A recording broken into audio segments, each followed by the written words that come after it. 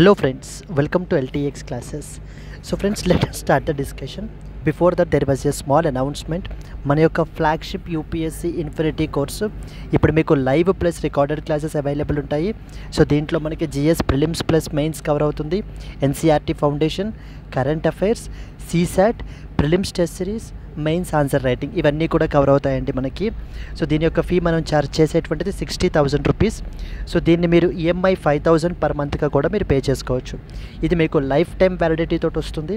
ఇక్కడ స్క్రీన్ మీద కనిపించే నెంబర్కి మీరు కాల్ చేస్తే మీకు ఏ విధమైన డౌట్స్ ఉన్నా కూడా మీరు క్లారిఫై చేసుకోవచ్చు. అండ్ అలాగే మన యొక్క యాప్ ఎల్టీఎక్స్ క్లాసెస్ని సో మీరు డౌన్లోడ్ కూడా చేసుకోండి. Yes friends, that's it. Let's start the discussion. Hello friends, welcome to 18th March Daily Hindu News Analysis. So let's start the today's discussion, Andy. So these are the important articles that we will look into today.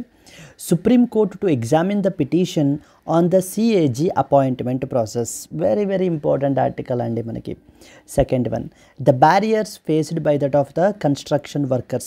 Construction workers ki sambandhinchiనటువంటి sufferings గురించి వాటి గురించి మనకైతే కనుక ఈ ఆర్టికల్లో మాట్లాడారు. So Justice Joy Mallya Bagchi sworn in as Supreme Court judge. Another important one, India and Australia agree to deepen the cooperation across the maritime, land and as well as air domains. So is the fourth one, that is India and as well as Australia bilateral relations ki sambandhinchi we will look into here. New Delhi's perilous recalibration with the Taliban అని చెప్పేసి మనకైతే కనుక editorial publish అయింది.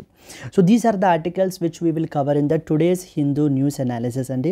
Let us start the discussion. The first and foremost article, supreme court to examine the petition on CAG appointment process. Yes, కరెక్ట్గా 1 or 2 months back నుంచి మనకి మరొక constitutional body గురించి డిస్కషన్ అయితే కనుక జరుగుతోందండి. What was that body? That body is known as Election Commission of India. Election commission of India గురించి గత 2 నెలలుగా మనకి ఏంటంటే కనుక పర్టికులర్లీ దేనికి సంబంధించి, అపాయింట్మెంట్కి సంబంధించి, particularly appointment of chief election commissioner CEC and as well as election commissioners గురించి మనకి డిస్కషన్ అనేటువంటిది అయితే నడుస్తుంది. అయితే ఇది 2023 నుంచి మనకైతే కనుక జరుగుతోంది. బట్ మొన్న ఇంకా 2 months, లాస్ట్ 2 monthsలో ఇంకా చాలా వేడి మీద ఉందన్నమాట ఈ ఇష్యూ. బట్ ఎనీవే మనకి ఏంటంటే కనుక ఎటువంటి కన్క్లూషన్కి రాలేదు. అసలు ఏంటి దీని గురించి ఏంటి అనేది మనం కాంటెక్స్ట్ తెలుసుకుందామండి. తెలుసుకున్న తర్వాత అప్పుడు మనం సిఏజీకి అయితే కనుక వెళ్దాం. Then you can better connect. ఇప్పుడు మన కంట్రీలో 2 important టైప్స్ ఆఫ్ బాడీస్ ఉంటాయి ఇన్ జనరల్. ఏవేంటమ్మా? కాన్స్టిట్యూషనల్ బాడీస్ అని ఒకటి, కాన్స్టిట్యూషనల్ బాడీస్. రెండవది స్టాట్యుటరీ బాడీస్. కాన్స్టిట్యూషనల్ బాడీస్ అంటే అర్థం ఏంటి? కాన్స్టిట్యూషన్ స్ట్రైట్ అవే క్రియేట్ చేసినటువంటివి, లేదా తర్వాత కాన్స్టిట్యూషనల్ స్టేటస్ వాటికి ఇచ్చినటువంటి బాడీస్. ఏవేంటి కాన్స్టిట్యూషనల్ బాడీస్కి ఎగ్జాంపుల్స్ అంటే, ఎగ్జాంపుల్స్ వచ్చేసి for example election commission of India is one such important body. Controller and as well as auditor general, second important one. Finance commission of India or finance commission. So అందరికీ తెలిసినటువంటిది union public service commission. వీళ్ళందరూ కూడా మనకి constitutional బాడీసే మనకి ఇవన్నీ కూడాను. Similarly we have national కమిషన్స్లో national commission for SC, national commission for ST, తర్వాత national commission for BC backward classes. ఈ 3 కూడా మనకి కాన్స్టిట్యూషనల్ బాడీస్ అండి. Election commission of India, controller and auditor general, finance commission, union public service commission, attorney general, advocate general, వీళ్ళందరూ కూడా మనకి ఏంటంటే కనుక కాన్స్టిట్యూషనల్ బాడీసే. ఇవన్నీ కూడా మనకి constitutional bodies. On the other hand we have the statutory bodies. Like for example national human rights commission is a statutory body. Central information commission is a statutory body. Central vigilance commission statutory body. ఇవన్నీ కూడా మనకి other statutory bodies అనమాట. Now coming to the today's constitutional bodies, ఈవేళ point of discussion వచ్చేసి మనకి 2 important bodies మీద ఉంటుంది. ఒకటి ఎలక్షన్ కమిషన్ ఆఫ్ ఇండియా, రెండవది ఇప్పుడు మనకి ఆర్టికల్ పబ్లిష్ అయినటువంటి controller and as well as auditor general of India. ఏంటి దేని గురించట? ఎలక్షన్ కమిషన్ ఆఫ్ ఇండియా యొక్క రోల్ ఏంటి? సో మన కంట్రీలో fair, and as well as transparent ఎలక్షన్స్ని కండక్ట్ చేయడం ఎలక్షన్ కమిషన్ ఆఫ్ ఇండియా యొక్క responsibility. It is the duty of election commission of India to conduct the free, fair and as well as the transparent elections in our country కదా. ఈ విషయం మనకు తెలిసిందే. ఇక appointments విషయానికి వచ్చేసరికి ఏంటంటే, ఇప్పటిదాకా chief election commissioners and as well as election కమిషనర్స్ని ఎవరు అపాయింట్ చేసేవారు? ప్రెసిడెంట్ ఆఫ్ ఇండియా అపాయింట్ చేసేవారు. President of India, so with the suggestion from that of the union government, అంటే that is nothing but the prime minister యొక్క recommendation తోటి president of India chief election commissioner and as well as election కమిషనర్స్ని మనకి appoint చేయబడడం జరిగింది. ఈ కాంటెక్స్ట్లో ఏంటంటే, దీని మీద సుప్రీంకోర్టులో పిటిషన్ వేశారండి. ఏమని? ఎలక్షన్ కమిషన్ ఆఫ్ ఇండియా అనేటువంటిది ఒక ఇంపార్టెంట్ కాన్స్టిట్యూషనల్ బాడీ. సో ఈ యొక్క body free and fair and transparent వేలో ఎలక్షన్స్ని కండక్ట్ చేయాల్సినటువంటి బాడీ. మరి అంత ట్రాన్స్పరెంట్ వేలో ఎలక్షన్స్ కండక్ట్ చేయాల్సినటువంటి బాడీకి అపాయింట్మెంట్ ప్రొసీజర్ కూడా ఎలా ఉండాలి? అంతే ట్రాన్స్పరెంట్గా ఉండాలి. అంతే తప్ప కంప్లీట్లీ గవర్నమెంట్ యొక్క డామినెంట్ రోల్ తోటి సో అపాయింట్మెంట్స్ అనేటువంటివి చేసినట్లయితే కనుక so there might be some suspicion, so that మనకి ఏంటంటే గవర్నమెంట్ ఇంటర్ఫీరెన్స్ అనేటువంటిది ఇలాంటి ఇండిపెండెంట్ కాన్స్టిట్యూషనల్ బాడీలో ఉంటుంది అనేటువంటి సస్పిషన్ ఉంటుంది. సో దాన్ని మనం అవాయిడ్ చేయాలి అని అంటే ఒక ఇండిపెండెంట్ సెలెక్షన్ కమిటీ మనకి ఎలక్షన్ కమిషన్ ఆఫ్ ఇండియా యొక్క చీఫ్ ఎలక్షన్ కమిషనర్ని, ఎలక్షన్ కమిషనర్స్ని రికమెండ్ చేయాలి. అప్పుడు ప్రెసిడెంట్ ఆఫ్ ఇండియా వాళ్ళని మనకి ఏంటంటే కనుక అపాయింట్ చేయాలి అంటూ ఒక ప్రొసీజర్ని మనకి తీసుకుని వచ్చారు. అప్పుడు మనకి ఏంటంటే సో ఈ కేసు ఫైనల్గా మార్చు 2023లో మనకి ఏంటంటే కనుక Anoop Baranwal case, Anoop Baranwal versus union of India case అండి, versus union of India case. ఈ కేసులో సుప్రీంకోర్టు ఏం చెప్పిందంటే, ఇప్పటిదాకా ఈ విధంగా president upon the recommendations from union government appoint చేయడం అనేటువంటిది కరెక్ట్ ప్రాసెస్ కాదు. అయితే కాన్స్టిట్యూషన్లో మనకి మెన్షన్ చేశారు ఏమని, ఈ యొక్క అపాయింట్మెంట్ ప్రాసెస్ అనేటువంటిది పార్లమెంట్ బై లా మనకి ఏంటి అని అంటే కనుక ఎస్టాబ్లిష్ చేయాలి అంటూ మనకి మెన్షన్ చేయబడడం జరిగింది. ఇంకా పార్లమెంట్ లా చేయలేదు కాబట్టి అప్పటి వరకు నేను టెంపరీగా ఒక ఇండిపెండెంట్ కమిటీని కన్స్టిట్యూట్ చేస్తున్నాను అంటూ ఒక ఇండిపెండెంట్ కమిటీని కన్స్టిట్యూట్ చేశారు. సో ఎవరెవరట దాంట్లో మెంబర్స్? మొదటి మెంబరు ప్రైమ్ మినిస్టర్ ఉండాలి, second member leader of opposition and third member chief justice of India. వీళ్ళ ముగ్గురు ఒక సెలక్షన్ కమిటీగా ఉండి మన యొక్క చీఫ్ ఎలక్షన్ కమిషనర్ని, ఎలక్షన్ కమిషనర్స్ని ప్రెసిడెంట్కి రికమెండ్ చేస్తే అప్పుడు ఎలక్షన్ కమిషన్ ఆఫ్ ఇండియాకి ప్రెసిడెంటు వాళ్ళని మనకి ఏంటంటే చైర్పర్సన్ అండ్ మెంబర్స్గా మనకి అపాయింట్ చేయాలి. అంటే ఏమైంది ఇక్కడ, యూనియన్ గవర్నమెంట్ ప్లేస్లో ఒక ఇండిపెండెంట్ కమిటీని కన్స్టిట్యూట్ చేయాలి. ఆ ఇండిపెండెంట్ కమిటీలో మనము ప్రైమ్ మినిస్టర్ని పెట్టాము, లీడర్ ఆఫ్ అపోజిషన్ని పెట్టాం from Lok Sabha, chief justice of ఇండియాని కూడా పెట్టాం. ఇలా పెట్టడం వల్ల ట్రాన్స్పరెన్సీ అనేటువంటిది ఉంటుంది. అప్పుడు ఈ అపాయింట్మెంట్స్లో ఎటువంటి సస్పిషను, ఎటువంటి అనుమానాలు మనకి ఏంటి అని అంటే కనుక ఉండవు అంటూ మనకి ఈ యొక్క కమిటీని రికమెండ్ చేశారు. ఈ కమిటీ ఎప్పటి వరకు అని చెప్పారు అని అంటే అంటిల్ పార్లమెంట్ లా చేసేంత వరకు. పార్లమెంట్ ఒక్కసారి లా చేసిన తర్వాత ఆ కమిటీ మనకి ఏంటంటే ఫంక్షన్ అవుతుందని చెప్పడం జరిగిందండి. మరి గవర్నమెంట్ ఊరుకుంటుందా? ఇమీడియట్గా డిసెంబర్ 2023లోనే మనకి ఏంటంటే కనుక ఈ యొక్క లాని మనకి తీసుకుని వచ్చేసారు. So that is a chief election commissioners bill అంటూ మనకి తీసుకుని వచ్చి దాన్ని యాక్ట్గా పాస్ చేశారు. సో పార్లమెంట్ బ్రాట్ ఏ లా. ఈ లాలో మనకి ఎవరెవరు మెంబర్స్ అని చెప్పారు? మొదటిది ప్రైమ్ మినిస్టర్ ఉండాలి, రెండవది లీడర్ ఆఫ్ అపోజిషన్ ఉండాలి, మూడవది పార్లమెంట్ ఏం చెప్పిందంటే chief justice of India was replaced by that of union cabinet minister nominated by prime minister. ఇలా మార్చేశారు. అంటే చీఫ్ జస్టిస్ మనకి సుప్రీంకోర్టు యొక్క ఈ Anoop Baranwal versus union of India case ఏదైతే ఉందో ఇది కాన్స్టిట్యూషనల్ బెంచ్ చెప్పిందండి మనకి జడ్జ్మెంట్ అనేది. సో దాన్ని మనకి ఏంటంటే పార్లమెంట్ ఒక ఆర్డినరీ లెజిస్లేషన్ చేసి ఈ యొక్క ప్రైమ్ మినిస్టర్ని, లీడర్ ఆఫ్ అపోజిషన్ని ఉంచి చీఫ్ జస్టిస్ ఆఫ్ ఇండియాని తీసేసి, చీఫ్ జస్టిస్ ఆఫ్ ఇండియాకి ఈ అపాయింట్మెంట్స్లో పని లేదు అని చెప్పేసి తీసేసి union cabinet minister nominated by prime minister చేసేశారు. మొన్న ఫిబ్రవరిలో ఏమైంది అని అంటే కనుక మన యొక్క చీఫ్ ఎలక్షన్ కమిషనర్ని సెలెక్ట్ చేయడం గురించి మన యొక్క prime minister Narendra Modi, leader of opposition Rahul Gandhi, next వచ్చేసి మనకి ఏంటంటే అమిత్ షా, వీళ్ళ ముగ్గురు కలిసి కూర్చుని మనకి ఏంటంటే కనుక కొత్త చీఫ్ ఎలక్షన్ కమిషనర్స్ని మనకి ఏంటంటే రికమెండ్ చేయబడడం అయితే కనుక జరిగింది. ఇప్పుడు ఈ పార్లమెంట్ చేసినటువంటి లాని కూడా మనకి సుప్రీంకోర్టులో కేసు వేశారు మళ్ళీ. యామని మొన్న మార్చి 2023లో ఒక కాన్స్టిట్యూషనల్ బెంచ్ చెప్పింది judgment, prime minister, leader of opposition and as well as the chief justice of India ఉండాలి అని. దాన్ని పార్లమెంట్ ఏం చేసింది అని అంటే కనుక చీఫ్ జస్టిస్ ఆఫ్ ఇండియాని తీసేసి ఏం చేశారండి, తీసేసి యూనియన్ క్యాబినెట్ మినిస్టర్ కింద మార్చేశారు. ఒక కాన్స్టిట్యూషనల్ బెంచ్ చెప్పినటువంటి జడ్జిమెంట్ని ఏ విధంగా ఒక ఆర్డినరీ లెజిస్లేషన్ ఓవర్ రైడ్ చేసేయచ్చా అనేటువంటి క్వశ్చన్ని ఇప్పుడు మళ్ళీ ఆన్సర్ చేయడానికి సుప్రీంకోర్టులో ఈ పిటిషన్ అయితే వేశారు. మొన్న మార్చ్లో మనకైతే చూడాలి, బట్ ఇప్పటివరకు సుప్రీంకోర్టు ఇంకా ఈ విషయాన్ని అయితే చూడలేదండి. కమింగ్ డేస్లో మనకైతే కనుక చూస్తారు. ఇప్పుడు ఇదే story exactly controller and auditor జనరల్కి తీసుకుని వస్తున్నారనమాట.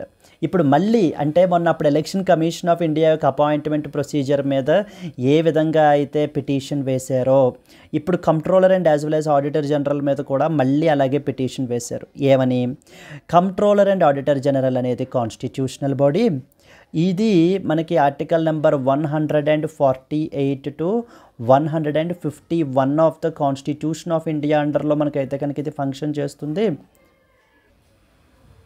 Article 148 to 151 of the constitution of India అండర్లో మనకైతే కనుక ఇది ఫంక్షన్ చేస్తుంది. నౌ మరి ఈ బాడీ కూడా, this body is very important body in our country because it ensures financial accountability of the గవర్నమెంట్ని ఎన్ష్యూర్ చేస్తుంది ఈ పర్టికులర్ బాడీ. మరి ఈ బాడీ కూడా ఇండిపెండెంట్గా ట్రాన్స్పరెంట్గా ఫంక్షన్ చేయాలా వద్దా? ఇండిపెండెంట్గా ట్రాన్స్పరెంట్గా ఫంక్షన్ చేయాలి. మరి దీని యొక్క అపాయింట్మెంట్ ప్రాసెస్ కూడా ఏ విధంగా ఉండాలి? అంతే ఇండిపెండెంట్ అండ్ ట్రాన్స్పరెంట్గా ఉండాలి. సో ఇప్పుడు కూడా ఎలక్షన్ కమిషన్ ఆఫ్ ఇండియా విషయంలో ఏ విధంగా అయితే president upon the recommendations of union government మనకి అపాయింట్ చేస్తున్నారో, కంట్రోలర్ అండ్ ఆడిటర్ జనరల్ని కూడా మనకి ఏంటంటే president of India under his hand and seal upon the recommendations from union government. So generally union government మనకి recommend చేస్తుంటుంది ఎవరిని అపాయింట్ చేయాలో. So president of India వాళ్ళని కూడా అపాయింట్ చేస్తున్నారు.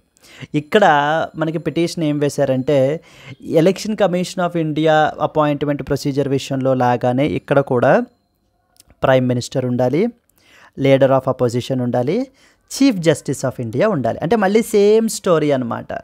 ఇలా ఉండాలి అని మనకి పిటిషన్ వేశారు. కోర్టు ఇంకా చెప్పేలేదండి ఇలా ఉండాలని. సో దీన్ని మనకి ఏంటంటే పిటిషన్ ఈ విధంగా వేశారు. సుప్రీంకోర్టు ఏం చెప్పిందంటే దీనికి సంబంధించి they decided to examine the petition. So మనకి ఏంటంటే కనుక సరే అయితే పిటిషన్ వేయండి, దీని యొక్క అపాయింట్మెంట్ ప్రాసెస్ ఏంటి అంటే అది కాన్స్టిట్యూషనల్లా కాదా, లేకపోతే ఏమైనా మార్పులు చేయాలా, ఎలక్షన్ కమిషన్ ఆఫ్ ఇండియాలో లాగానే ఇక్కడ కూడా ఏమైనా ఒక ఇండిపెండెంట్ కమిటీని కాన్స్టిట్యూట్ చేయాలా, ఓకే దెన్ నెక్స్ట్ వచ్చేసి అంటే టెంపరీగా కాన్స్టిట్యూట్ చేయాలా అంటూ ఇవన్నీ ఆస్పెక్ట్స్ కూడా చూస్తాము అని చెప్పేసి మనకి చెప్పబడడం జరిగింది. క్లియర్ అండి. ఈ రెండు బాడీస్ కూడా చాలా ఇంపార్టెంట్ అనమాట. ఒక పక్కన ఎలక్షన్ కమిషన్ ఆఫ్ ఇండియా గురించి మీకు తెలియాలి, సెకండ్ది వచ్చేసి మనకి controller and as well as auditor general గురించి కూడా మనకి తెలియాలి. Controller and as well as auditor general is very important body. It is known as the guardian of public person పిలుస్తుంటాం మనం. Which of the following bodies is also referred to as the guardian of public person అడుగుతుంటారు. So it is the controller and auditor general అండి. ఎందుకంటే public యొక్క మనీని అంటే public money tax payers money ఏ విధంగా ఖర్చు పెట్టారు అంటూ ప్రతి రూపాయికి సంబంధించినటువంటి లెక్క మనకి చూసేటువంటిది సిఏజీ. ఒకవేళ అది కరెక్ట్గానే ఖర్చు పెట్టారా లేదా, ఒకవేళ ఖర్చు పెట్టకపోతే ఎక్కడెక్కడ ఫండ్స్ని మనకి ఏంటంటే డైవర్ట్ చేశారు అనేటువంటివన్నీ కూడా మనకి ఏంటంటే కనుక చెప్పబడడం జరుగుతుంది. ఫర్ ఎగ్జాంపుల్ రీసెంట్గా మనకి ఏంటంటే కనుక రీసెంట్గా మనం తీసుకుంటే కనుక there is something called as camp of funds అని చెప్పేసి ఉంటాయండి. కంపెన్సేటరీ అఫారెస్ట్రేషన్ అండ్ మేనేజ్మెంట్ అని చెప్పేసి కంపెన్సేటరీ అఫారెస్ట్రేషన్ క్యారీ అవుట్ చేయడం గురించి క్యాంప్ ఆఫ్ ఫండ్స్ అని చెప్పేసి మనకైతే కలెక్ట్ చేస్తారు. సో ఆ క్యాంప్ ఆఫ్ ఫండ్స్ అనేటువంటిది ఏ పర్పస్కి ఉపయోగించాలి? ఎఫారెస్ట్రేషన్ అంటే మళ్ళీ ఫారెస్ట్ని మనం ఏంటి అని అంటే కనుక పెంచడానికి ఆ పర్పస్ గురించి మనకైతే కనుక యూజ్ చేయాలి. బట్ కానీ ఉత్తరాఖండ్లో ఈ యొక్క క్యాంప్ ఆఫ్ ఫండ్స్ని మనకి ఏంటంటే మిస్యూజ్ చేశారు. ఫర్ ఎగ్జాంపుల్ ఐఫోన్స్ పర్చేస్ చేయడానికి లేదా ల్యాప్టాప్స్ పర్చేస్ చేయడానికి ఈ విధంగా ఉపయోగించారని చెప్పేసి ఎవరు చెప్పారండి? కంట్రోలర్ అండ్ ఆడిటర్ జనరల్ వాళ్ళే ఆడిట్ చేసి ఆ యొక్క అకౌంట్స్ని సో మనం దీంట్లో ఉన్నటువంటి డబ్బులకి వీళ్ళు ఖర్చు పెట్టినటువంటి డబ్బులకి సో పొంతన లేదు, అరౌండ్ 13 crores వీళ్ళు ఏంటి అని అంటే కనుక డైవర్ట్ చేశారు. వాళ్ళ యొక్క పర్సనల్ ఎక్స్పెన్సెస్కి లేదా కోర్ట్ ఎక్స్పెన్సెస్కి వీటి గురించి మనకైతే కనుక ఖర్చు పెట్టడం జరిగిందని మనకి ఏంటంటే సిఏజీ వాళ్ళ రిపోర్ట్ తీసుకుని రావడం జరిగింది. దిస్ ఈజ్ హౌ సిఏజీ మనకి ఏంటంటే కనుక పబ్లిక్ యొక్క మనీని ఏ విధంగా గవర్నమెంట్ ఆర్గనైజేషన్స్ ఖర్చు పెడుతున్నాయి అనేటువంటి దాన్ని ప్రజల ముందుకు తీసుకుని రావడం జరుగుతుంది.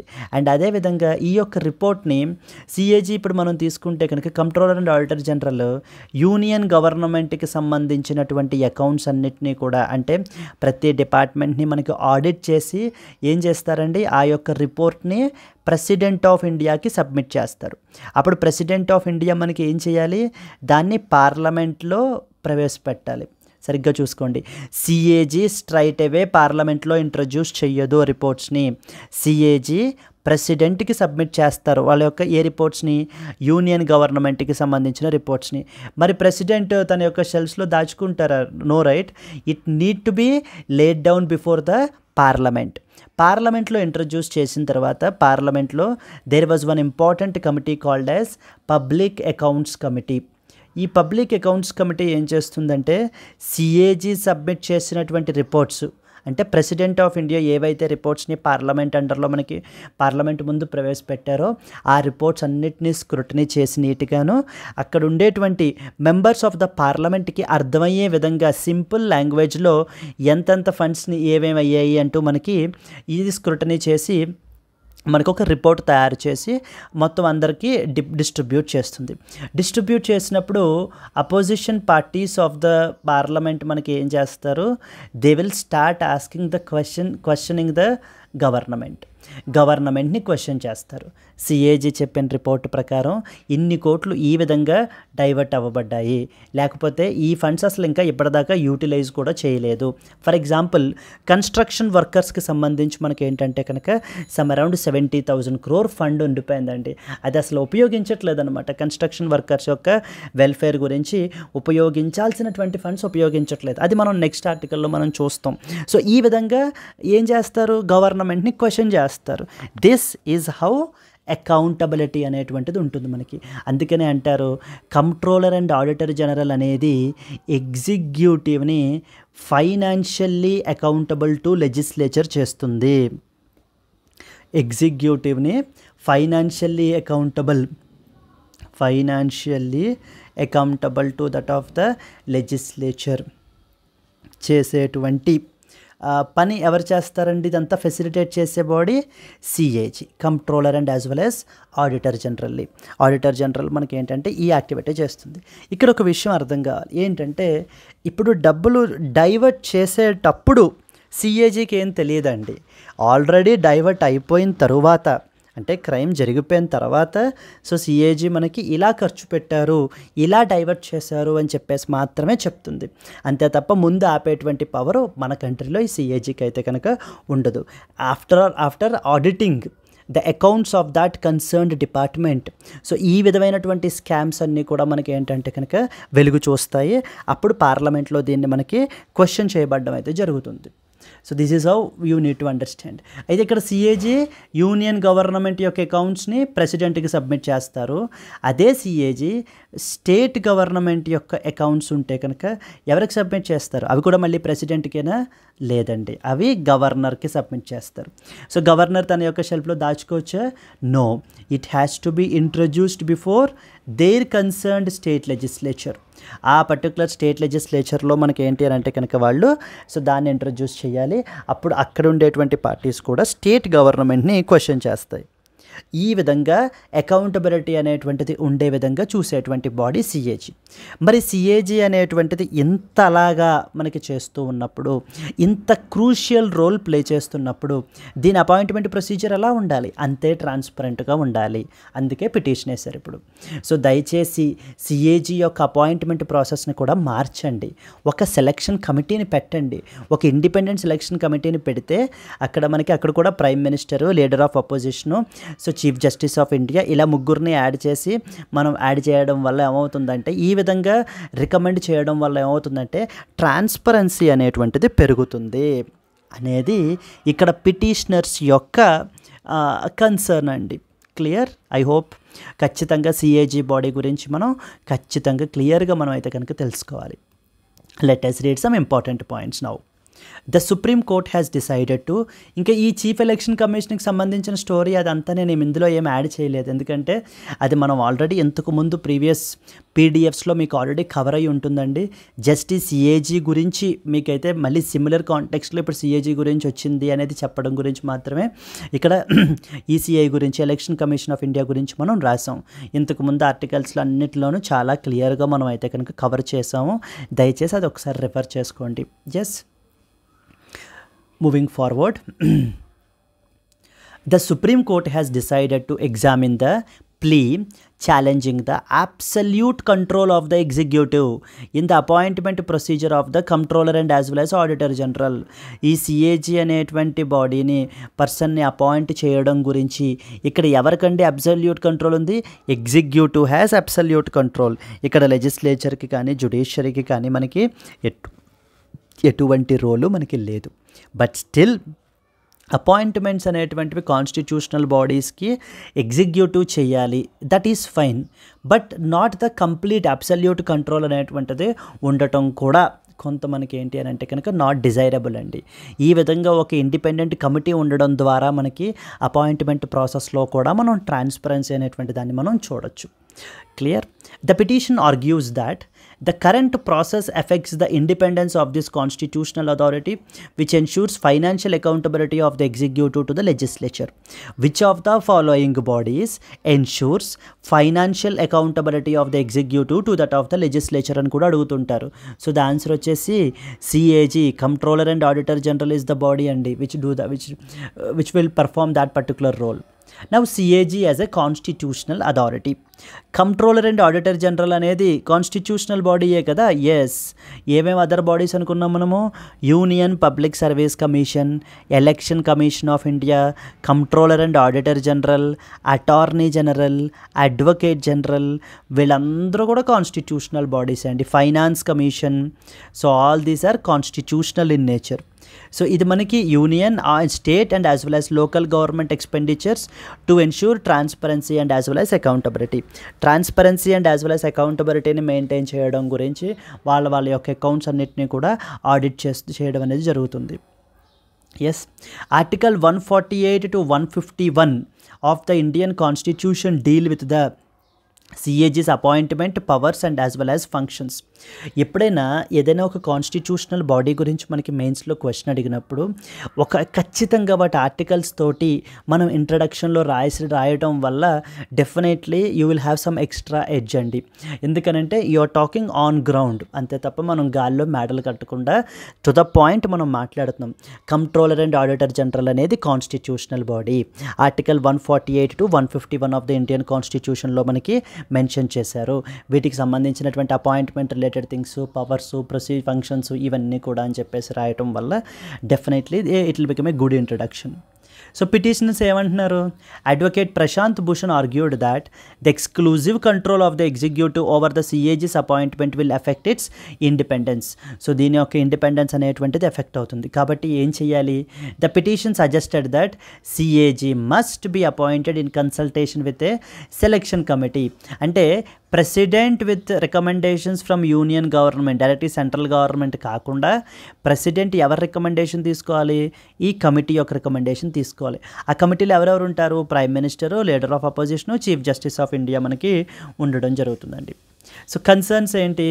The petition cites that there are deviations in the CAG's work including reduced audits on union government finances.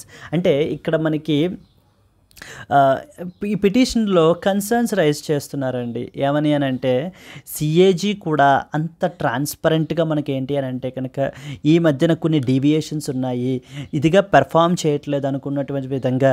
ఎందుకంటే యూనియన్ గవర్నమెంట్ ఫైనాన్సెస్ మీద ఆడిట్స్ అనేటువంటివి తగ్గిపోతున్నాయి అంటూ ఒక ఇంపార్టెంట్ ఇష్యూ రైజ్ చేశారు. నెక్స్ట్ వచ్చేసి audits of certain states like Maharashtra లాంటి రాష్ట్రాల్లో మనకి ఆడిటింగ్ అనేది చేయడంలో కూడా చాలా డిలే అనేటువంటిది మనకి ఏంటంటే కనుక ఉంటుంది. సో ఇవన్నీ దృష్టిలో పెట్టుకుని మనకి ఏంటంటే కనుక అప్పుడే మనకు అనుమానం వస్తుంటుంది కదా, అంటే సిఏజీ కూడా గవర్నమెంట్ చెప్పిన మాటలే వింటోందా, సిఏజీ ట్రాన్స్పరెంట్గా ఇండిపెండెంట్గా పనిచేయట్లేదా అనేటువంటి అనుమానాలు అనేటువంటివి వస్తాయి. మరి అవి ఆగాలంటే ఏం చేయాలి? బట్ అపాయింట్మెంట్ ప్రొసీజర్లో కూడా ట్రాన్స్పరెన్సీ ఉండాలి. So this is what is the thing అండి. కొన్ని ఇంపార్టెంట్ ప్రొవిజన్స్ నేను మనకి సిఏజీకి సంబంధించినటువంటివి మనం మెన్షన్ చేయబడడం జరిగింది. ఇవి ప్రిలిమ్స్లో మీకు అయితే అడుగుతుంటారండి. Bare act is very important అండి. కాన్స్టిట్యూషన్ ఆఫ్ ఇండియాకి సంబంధించి బేర్ యాక్ట్ అనేది చాలా important. Constitution of India bare act అంటే మనకి ఏంటంటే కనుక మీకు ఆన్లైన్లో దొరుకుతుంది. అది ఒకసారి మీరు రెఫర్ చేసుకోవాలి. ఎందుకంటే లాస్ట్ టైము మనీ బిల్స్కి సంబంధించి, ఆర్డినరీ బిల్స్కి సంబంధించి ఎక్కడి నుంచో తీసుకురాలేదండి ప్రొవిజన్స్, స్టేట్మెంట్స్ డైరెక్ట్గా బేర్ యాక్ట్ నుంచి మనకి ఇచ్చేయబడడం జరిగిందనమాట. సో కాబట్టి ఆ బేర్ యాక్ట్ అనేది మనం చదువుకోవడం వల్ల టు ద పాయింట్ మనకు క్లారిటీ ఉంటుంది. క్లియర్? సో ఫస్ట్ వన్ చూడండి, article 148, that is controller and auditor general of India. ఎవరు అపాయింట్ చేస్తారు? ప్రెసిడెంట్ ఆఫ్ ఇండియా మనకు అపాయింట్ చేయబడడం జరుగుతుంది. ఎలా రిమూవ్ అవుతారు? On the same grounds as the judge of a supreme court యొక్క జడ్జిని మనకి ఏ విధంగా అయితే రిమూవ్ చేస్తారో అదేవిధంగా సిఏజీని కూడా మనకి రిమూవ్ చేయాలి. అంటే it's like giving the assurance to the CAG that బాబు నువ్వు గవర్నమెంట్కి ఏదైనా వ్యతిరేకంగా చిన్న తప్పు చేసినంత మాత్రాన, అంటే గవర్నమెంట్కి సంబంధించి ఏదైనా నెగిటివ్గా రిపోర్ట్ ఏదైనా పబ్లిష్ చేసినంత మాత్రాన ఇమీడియట్గా గవర్నమెంట్ రేపు నిన్ను తీసేయలేదు.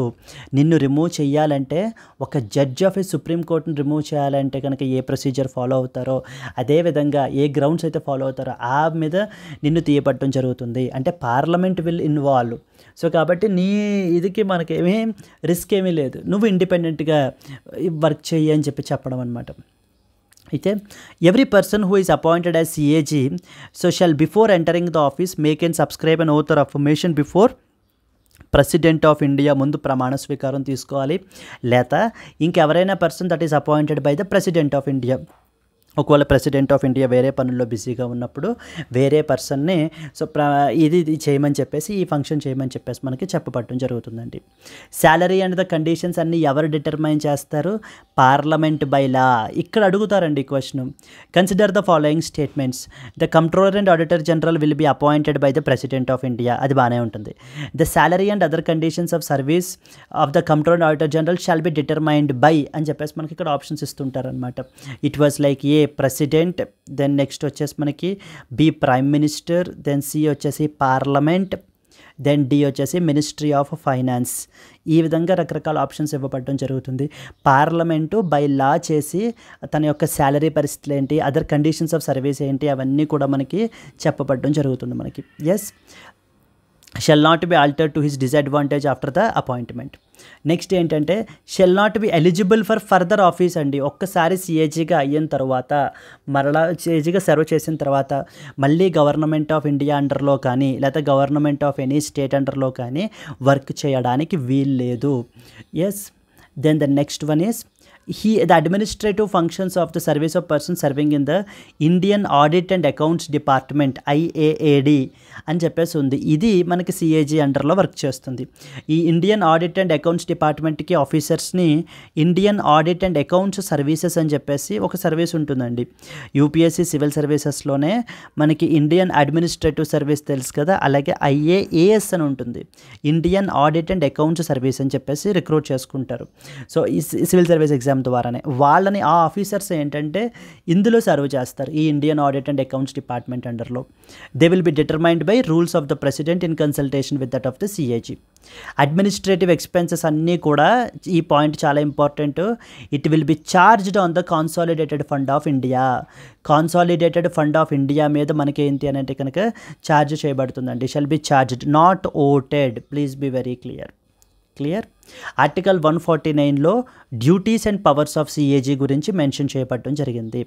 అలాగనే దానికి సంబంధించి పార్లమెంట్ ఒక లా కూడా తీసుకుని వచ్చింది, controller and auditor general duties powers and conditions of service act 1971 అని చెప్పేసి మనకి. ఓకే, ఆర్టికల్ నెంబర్ 150 ఏంటంటే ఏ విధంగా మనకి యూనియన్ అండ్ స్టేట్ అకౌంట్స్ని మెయింటైన్ చేయాలి అనేటువంటి ఫామ్ని మనకి ప్రిస్క్రైబ్ చేస్తారండి ప్రెసిడెంట్ ఆఫ్ ఇండియా. 151 ఇందాక నేను చెప్పాను కదా, సిఏజీ యూనియన్ యొక్క రిపోర్ట్స్ ప్రెసిడెంట్కి సబ్మిట్ చేస్తే అప్పుడు ప్రెసిడెంట్ వాటిని పార్లమెంట్ ముందు ఇంట్రడ్యూస్ చేయాలి. స్టేట్ గవర్నమెంట్ యొక్క ఆడిట్ రిపోర్ట్స్ గవర్నర్కి సబ్మిట్ చేస్తే గవర్నర్ అప్పుడు స్టేట్ లెజిస్లేచర్ ముందు ఇంట్రడ్యూస్ చేయాలి.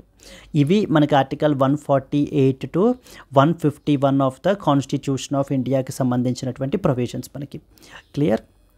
సో సుప్రీంకోర్టు మనకి ఏంటంటే they issued a notice to the union government but question weather A judicial intervention in the appointment procedure would mean rewriting article number 148.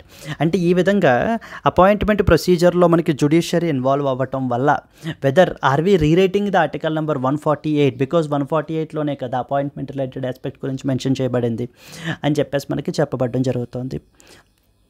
Appointment president మనకి 6 years or the age of till the age of 65 years of age whichever is the earlier అనేటువంటిది మనకి tenure అండి.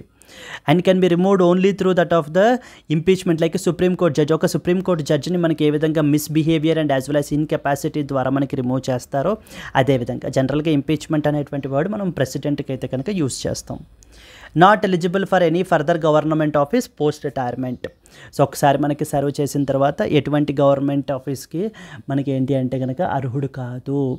లేకపోతే ఏమవుతుందంటే government can use this facility of the మనకి ఏంటి అంటే కనుక ఈ యొక్క అఫీషియల్స్ని ఇన్ఫ్లుయెన్స్ చేయడం గురించి ఈ విధంగా మనకి చేయొచ్చు. క్వశ్చన్ స్ట్రైట్ అవే మనకి ఇలా అయితే రావచ్చు. Critically analyze the role of CAG in the ensuring financial accountability in India. Do you think that the current appointment process affects its independence? Suggest some reforms. So can be a potential question అండి. And prelims question ఎలా ఉండొచ్చు అంటే కనుక potential question ఇది. Consider the following statements about CAG. మొదటిది ఏంటంటే the CAG is appointed by the president of India and holds office for a tenure of 5 years or till the age of 65 whichever is earlier అంటున్నారు. సెకండ్ది the removal process of the CAG is same as that of a supreme court judge. మూడోది the CAG submits audit reports of the union government directly to that of the parliament. Yes అండి, what was the answer?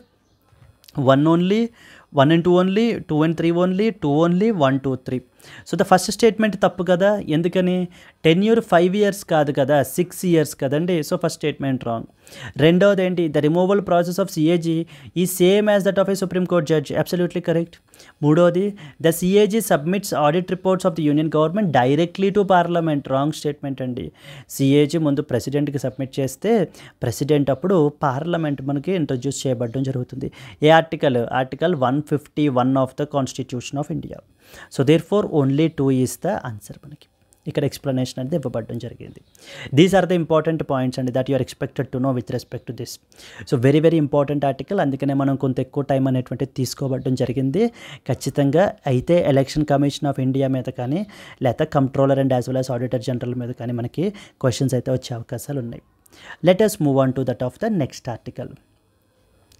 The barriers which are faced by that of construction workers అని చెప్పేసి మనకైతే కనుక publish అయింది. So ఏమంటున్నారు దీంట్లో మనకి? Yes అండి, ఈ ఆర్టికల్లో మనకి కన్స్ట్రక్షన్ సెక్టార్ అనేటువంటిది ఎంత ఇంపార్టెంట్ అనేటువంటిది మనకి చెప్పడం జరుగుతుంది. కన్స్ట్రక్షన్ సెక్టార్ అనేటువంటిది one of the fastest growing sectors అనమాట. ఈ రోజున మనం తీసుకుంటే construction sector around 9% to the national GDP మనకి కంట్రిబ్యూట్ చేయబడడం జరుగుతుందండి. అండ్ అలాగే ప్రొజెక్టెడ్ టు $1.4 trillion బై 2025 అనమాట.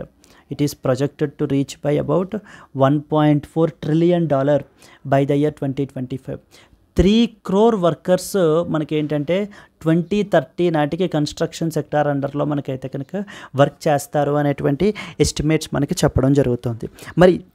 మరి ఈ కాంటెక్స్ట్లో కన్స్ట్రక్షన్ సెక్టార్ అనేది ఎంత ఇంపార్టెంట్ అనేది మనకు అర్థమైంది. మరి అదే కన్స్ట్రక్షన్ సెక్టార్ తీసుకుంటే అందులో పనిచేసేటువంటి యొక్క వర్కర్స్ యొక్క సఫరింగ్స్ అలా ఇలా లేవండి. ఓకే, అనేది ఈ ఆర్టికల్లో మనకి మెన్షన్ చేశారనమాట. లైక్ ఫర్ ఎగ్జాంపుల్ మెయిన్లీ మనకి ఏంటంటే వాళ్ళకి కావాల్సినటువంటి వెల్ఫేర్ బెనిఫిట్స్ కానీ లేకపోతే జాబ్ సెక్యూరిటీ కానీ, ఇప్పుడు నార్త్ ఇండియాలో మొన్న మీరు చూస్తే ఢిల్లీలో మనకి యొక్క ఎయిర్ పొల్యూషన్ ఇది కారణంగా మనకి జిఆర్ఏపీ అని చెప్పి డిఫరెంట్ స్టేజెస్ ఉంటాయి కదా, జిఆర్ఏపీ అంటారు. సో జిఆర్ఏపీ అంటే ఏంటి? గ్రేడెడ్ రెస్పాన్స్ యాక్షన్ ప్లాన్ అని అర్థం. గ్రేడెడ్ రెస్పాన్స్ యాక్షన్ ప్లాన్ అని. సో దీంట్లో స్టేజెస్ని ట్రిగ్గర్ చేస్తూ కన్స్ట్రక్షన్ యాక్టివిటీస్ని కూడా మనకి హాల్ట్ చేసేస్తున్నారు. ఈ కన్స్ట్రక్షన్ యాక్టివిటీస్ని ఎప్పుడైతే హాల్ట్ చేసేస్తారో అంటే ఆపేస్తారు, ఎప్పుడైతే ఆపేస్తారో మరి ఇందులో వర్క్ చేసేటువంటి వర్కర్స్ యొక్క వాళ్ళ యొక్క జాబ్స్ అన్నీ కూడా మనకి ఏంటి అని అంటే కనుక పోవడం జరుగుతుంది. వాళ్ళ యొక్క లైవ్లీహుడ్ అనేది పోతుంది, వాళ్ళ ఇన్కమ్ అనేది పోతుంది, ఫైనాన్షియల్ ఇన్స్టెబిలిటీ అనేటువంటిది వచ్చేస్తుంది. పోనీ గవర్నమెంట్ వాళ్ళకి ఏమైనా కంపెన్సేషన్ ఇస్తుందా అంటే కనుక ఎటువంటి ప్రాపర్ ఆల్టర్నేటివ్ ఫైనాన్షియల్ రిలీఫ్ అనేది కూడా వీళ్ళకి ఉండట్లేదు.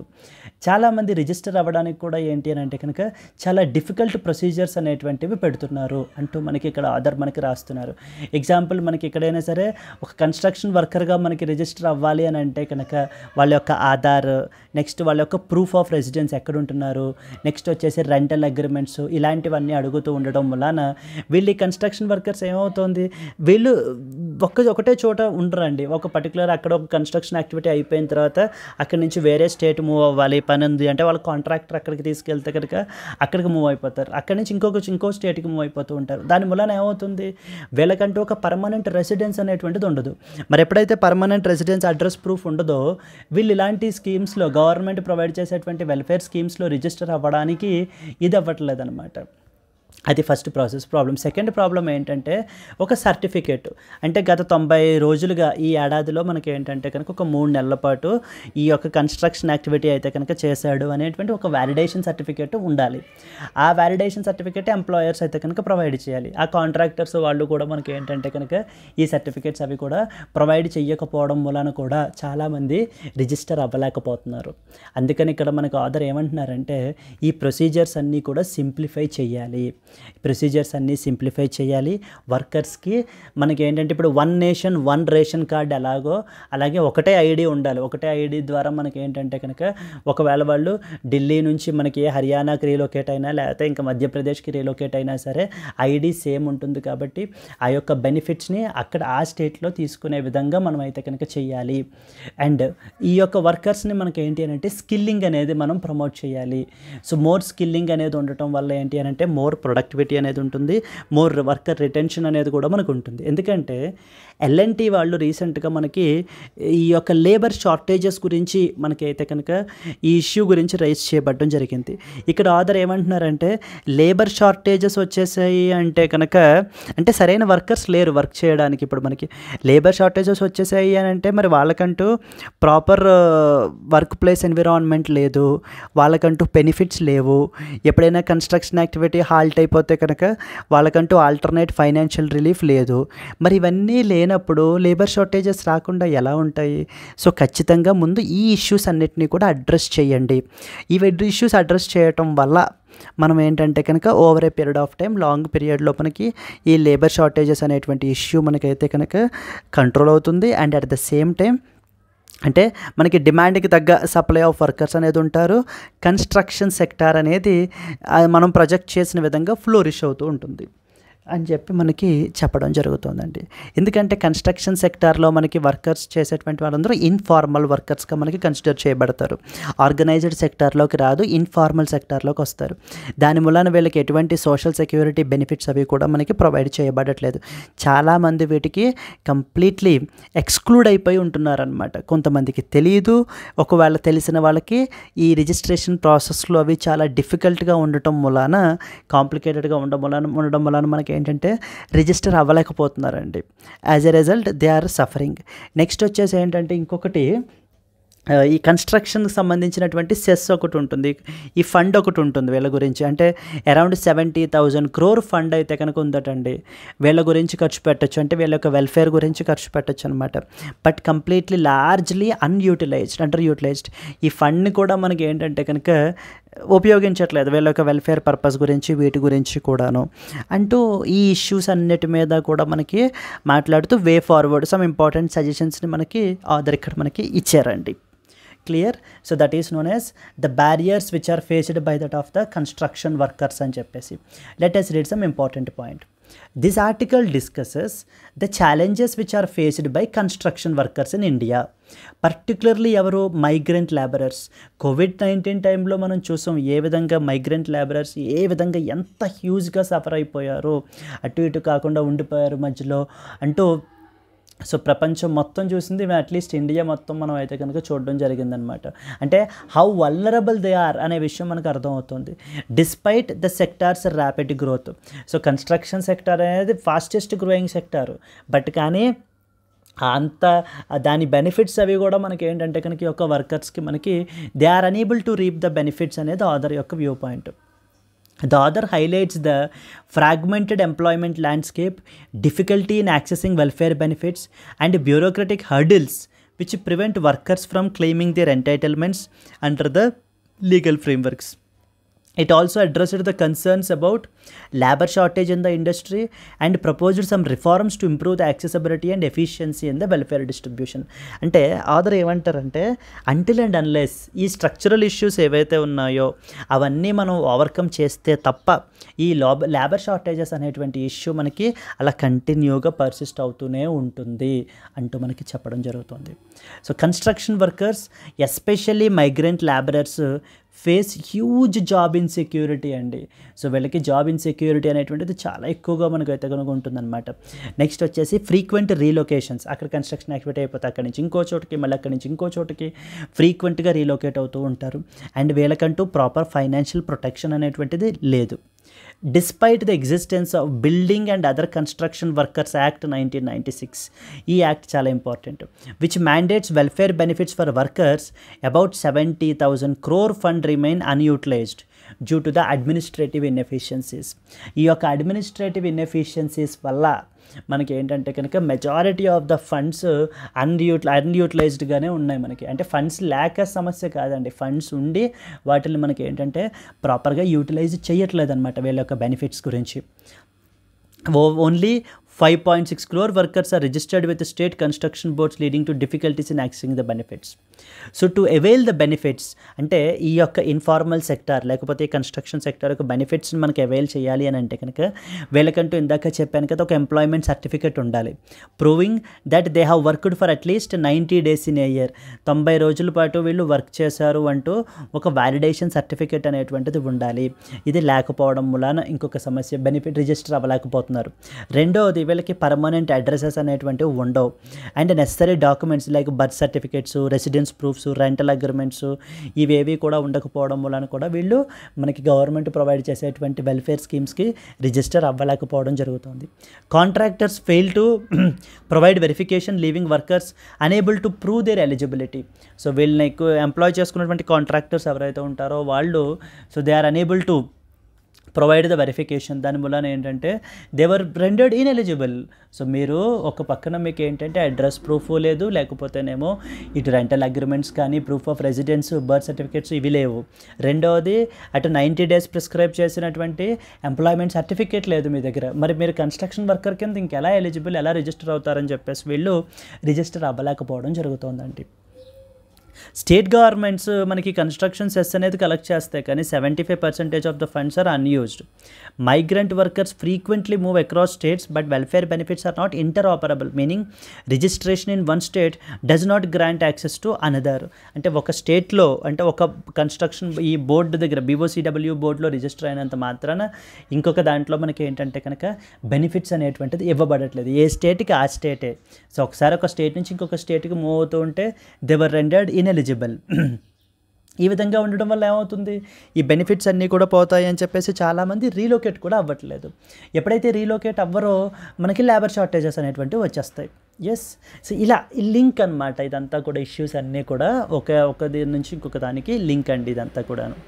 దెన్ నెక్స్ట్ వచ్చేసి ఏంటంటే కనుక seasonal employment disruptions like for example ban on construction because of due to pollution in north India.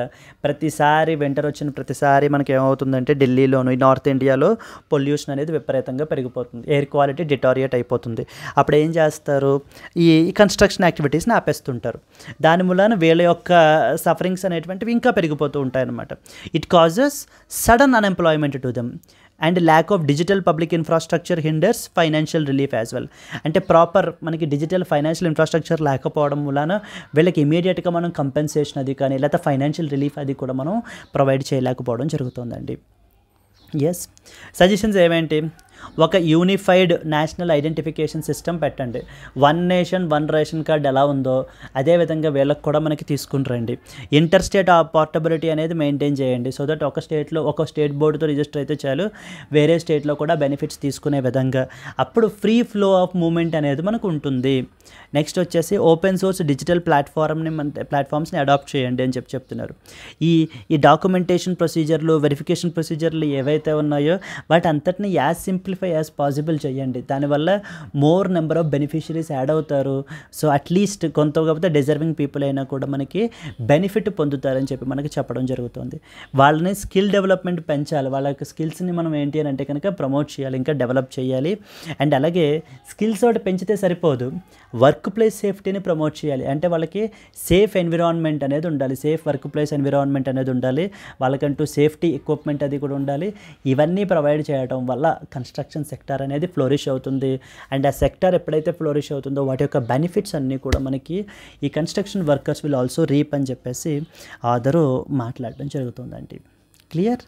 So మనం చెప్పేసి ఓవరాల్గా మనం conclusion, so addressing labor shortages cannot be addressed without first improving the workers' access to welfare schemes.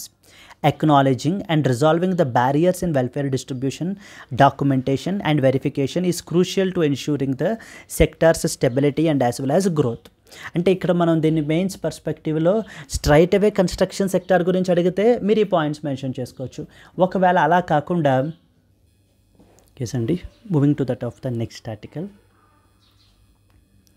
So Justice Joy Malia Bagchi sworn in as Supreme Court judge, very important అండి.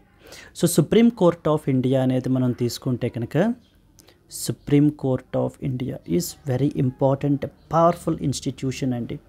ఎందుకని, supreme court of India అనేది highest constitutional court మన కంట్రీలో. It is the highest constitutional court అండి. And అలాగే highest court of appeal as well. ఇంక అపీల్కి వెళ్ళడానికి ఏం లేదు ఇంకా. సో మీకు ఒకవేళ హైకోర్టు డెసిషన్ నచ్చకపోతే సుప్రీంకోర్టు, మళ్ళీ సుప్రీంకోర్టు డెసిషన్ నచ్చకపోతే ఇంకెక్కడికో వెళ్ళడానికి ఉండదు. Supreme courts decision is final మనకి. Yes, highest court of appeal as well. And it is the protector of the constitution and the protector of the fundamental rights as well. Constitution of ఇండియాని protect చేసేటువంటి body and fundamental rights of the సిటిజన్స్ని protect చేసేటువంటి responsibility, ఆ power కూడా మనకి ఏంటంటే కనుక supreme court of ఇండియాకి మనకైతే కనుక ఉంటుందండి. సుప్రీం కోర్ట్ ఆఫ్ ఇండియాలో మనకి ద నెంబర్ ఆఫ్ జడ్జెస్ తీసుకుంటే కనుక టోటల్ 34 జడ్జెస్ ఉన్నారండి. 34 జడ్జెస్.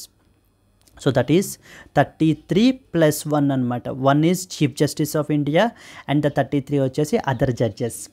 ఈ నెంబర్ ఆఫ్ జడ్జెస్ ఇప్పుడు ఒరిజినల్గా మనకు తీసుకుంటే 7 జడ్జెస్ ఉండేవారు. బట్ కానీ over a period of time slowly మనకైతే కనుక దాన్ని ఇంక్రీజ్ చేయబడడం జరిగింది. అండ్ లేటెస్ట్ ఇంక్రీజ్ 2019లో మనకైతే కనుక చేశారండి. ఇక్కడ అర్థం కావాల్సిన పాయింట్ ఏంటంటే the number of judges in the supreme court can be increased by which authority, అంటే ఎవరికి పవర్ ఉంటుంది అని అడుగుతుంటారు. పార్లమెంట్కి పవర్ ఉంటుందండి. The number of judges in the supreme court can be increased by the parliament by లా. అంటే parliament ఒక లా చేసి మనకి ఏంటంటే కనుక నెంబర్ ఆఫ్ జడ్జెస్ని ఇంక్రీజ్ చేయాలి. ఫర్ ఎగ్జాంపుల్ 2019లో మనకి ఏంటంటే ఈ యొక్క supreme court number of judges bill అంటూ మనకైతే కనుక దాన్ని పాస్ చేసి దాన్ని మనకైతే కనుక ఇంక్రీజ్ చేశారనమాట. So parliament by law will do that అండి. అండ్ అలాగే ఇక్కడ మనం చూస్తే judges of the supreme court మనకి ఎవరు అపాయింట్ చేస్తారు జడ్జెస్ ఆఫ్ సుప్రీం కోర్ట్ని? Judges of supreme court will be appointed by president of India. ఒకవేళ జడ్జెస్ యొక్క అపాయింట్మెంట్ అయితే ప్రెసిడెంట్ ఆఫ్ ఇండియా, ఇంక్రీజ్ చేయాలి అని అంటే పార్లమెంట్ అండి. ఆ 2 పాయింట్స్కి మీకు డిఫరెన్స్ చూసుకోవాలి, గుర్తుపెట్టుకోవాలి మనం. Then at the same time president of India డైరెక్ట్గా చేసేస్తారా జడ్జెస్ని అపాయింట్మెంట్? నో. ఎవరు రికమెండ్ చేస్తారు?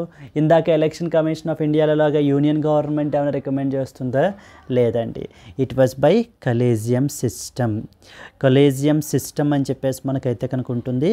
ఈ కొలీజియం సిస్టంలో chief justice of India plus 4 senior most judges ఉంటారు.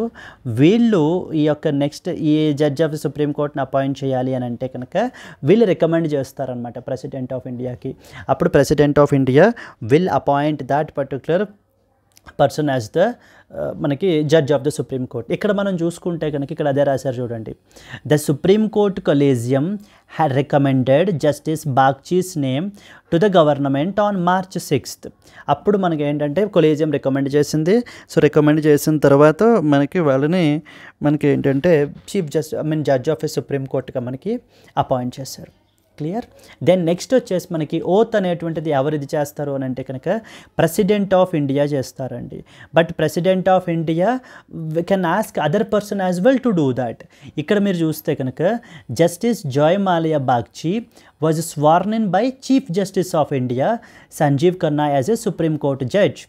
The appointment raises the judicial strength of the Supreme Court to 33. ఇది judicial strength అండి, not sanctioned strength. Sanctioned strength వచ్చేసి టోటల్ 34 జడ్జెస్ని మనకైతే కనుక ఉన్నారు. ప్రస్తుతానికి ఇప్పుడు 33 మంది అయితే కనుక మనకు ఉన్నారు. ఇంకొకటి పొజిషన్ మనకి వేకెంట్గా మనకైతే కనుక ఉంది. If you have all the required eligibility మీకు అయితే కనుక you can also apply for it అండి. ఎస్, కొలీజియం సిస్టమ్ మీ నేమ్ కూడా రికమెండ్ చేయొచ్చు అనమాట if you satisfy all that particular criteria. Yes, and for that matter here there is no prescribed criteria. అదే గొడవ పెడుతున్నారు అనమాట. కొలీజియం సిస్టమ్ అనేది మన కంట్రీలో జడ్జెస్ని రికమెండ్ చేస్తున్నారు, బట్ కానీ ఎటువంటి ప్రాపర్ క్రైటీరియా లేదు. అంటే ఈ క్రైటీరియా సూట్ అయితే అప్పుడు మేము రికమెండ్ అంటూ క్రైటీరియా అయితే కనుక లేదు. అండ్ అలాగనే ఏదైనా ఒకవేళ జడ్జ్ నేమ్స్ని రికమెండ్ చేయకపోతే వాళ్ళని ఎందుకు రికమెండ్ చేయలేదు అనేటువంటిది కూడా మనకి ఏంటి అని అంటే కనుక వై దే వర్ రిజెక్టెడ్ అనేటువంటిది కూడా మనకి they are not open. Transparency అయితే కనుక మనకి లేదు అని ఇంకొంతమంది ఇందులో కూడా మనకి గొడవ పెట్టడం జరుగుతుంది. అంటే అటు ఒక పక్కన ఎలక్షన్ కమిషన్ ఆఫ్ ఇండియా యొక్క అపాయింట్మెంట్స్ విషయంలోనూ, నెక్స్ట్ వచ్చేసి మనకి ఏంటంటే కంట్రోలర్ అండ్ ఆడిటర్ జనరల్ యొక్క అపాయింట్మెంట్స్, దెన్ ఇక్కడికి వచ్చేసి మనకి ఈవెన్ జడ్జెస్ యొక్క అపాయింట్మెంట్స్ విషయంలో కూడా ఇక్కడ గవర్నమెంట్ ఎగ్జిక్యూటివ్ కొంత ఇన్వాల్వ్ అవుదాం అనుకుందండి. ఏ విషయంలో? అపాయింట్మెంట్ ఆఫ్ ఏ జడ్జ్ విషయంలో. అందుకని ఏం తీసుకుని వచ్చారు? కొలీజియం సిస్టమ్ని తీసేసి it will be replaced by something called as NJAC అని చెప్పారనమాట. ఎన్జేఏసీ అంటే అర్థం ఏంటి? నేషనల్ జ్యుడిషియల్ అపాయింట్మెంట్స్ కమిషన్ అని అర్థం. ఈ నేషనల్ జ్యుడిషియల్ అపాయింట్మెంట్స్ కమిషన్ మనకి ఏంటంటే కనుక ఇట్స్ ఎ 6 మెంబర్ కమిటీ. ఈ యొక్క కమిటీలో ఎగ్జిక్యూటివ్ కూడా మనకి దీంట్లో పార్ట్ అయి ఉంటుంది. వీళ్ళంతా కలిపి మనకి ఏం చేసేవారు అని అంటే కనుక ఏం చేస్తారు? జడ్జెస్ని రికమెండ్ చేస్తారు. బట్ కానీ మనకి సుప్రీంకోర్టు ఏం చేసిందంటే 99th కాన్స్టిట్యూషనల్ అమెండ్మెంట్ యాక్ట్ని స్ట్రైక్ ఆఫ్ చేసేసి మనకి మళ్ళీ కొలీజియం సిస్టమ్నే తీసుకుని వచ్చింది. ఈ ఎన్జేఏసీ అనేది ఇండిపెండెన్స్ ఆఫ్ ద జ్యుడిషియరీ దెబ్బతింటుంది. దానివల్ల ఎగ్జిక్యూటివ్ ఈ విధంగా అన్నెసెసరీగా జ్యుడిషియల్ అపాయింట్మెంట్స్లో అంటే పొలిటికల్ ఇంటర్ఫియరెన్స్ అనేటువంటిది ఉండకూడదు. పొలిటికల్ ఇంటర్ఫియరెన్స్ ఎప్పుడైతే ఉంటుందో అప్పుడు ఈ యొక్క ఇండిపెండెన్స్ ఆఫ్ ద జ్యుడిషియరీ దెబ్బతింటుంది. మరి independence of the judiciary basic structure of the constitution కదా, సో అది వైలేట్ అవ్వకూడదు అని చెప్పేసి మనకి ఏంటంటే కనుక ఈ 99th కాన్స్టిట్యూషనల్ అమెండ్మెంట్ని స్ట్రైక్ ఆఫ్ చేశారండి. మొన్న 2024 ప్రిలిమ్స్ 2023 ప్రిలిమ్స్లో దీని గురించే మనకైతే కనుక అడిగారు. ద 99th కాన్స్టిట్యూషనల్ అమెండ్మెంట్ దేనికి సంబంధించింది, అది వ్యాలిడా కాదా, ఎవరు స్ట్రైక్ ఆఫ్ చేశారు, ఎందుకు స్ట్రైక్ ఆఫ్ చేశారు అంటూ కూడా మనకైతే కనుక పాయింట్స్ అడుగుతారు. కమింగ్ బ్యాక్ అగైన్ అంటే ఇక్కడ ఈ అపాయింట్మెంట్ జరిగింది కాబట్టి మనం ఈ పాయింట్స్ అన్నిటి గురించి కూడా మనకు తెలుసుకోవాలి.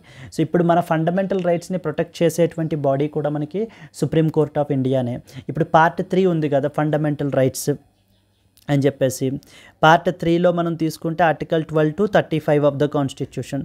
దాంట్లో one of the most powerful article ఈ యొక్క 32 right to constitutional remedies.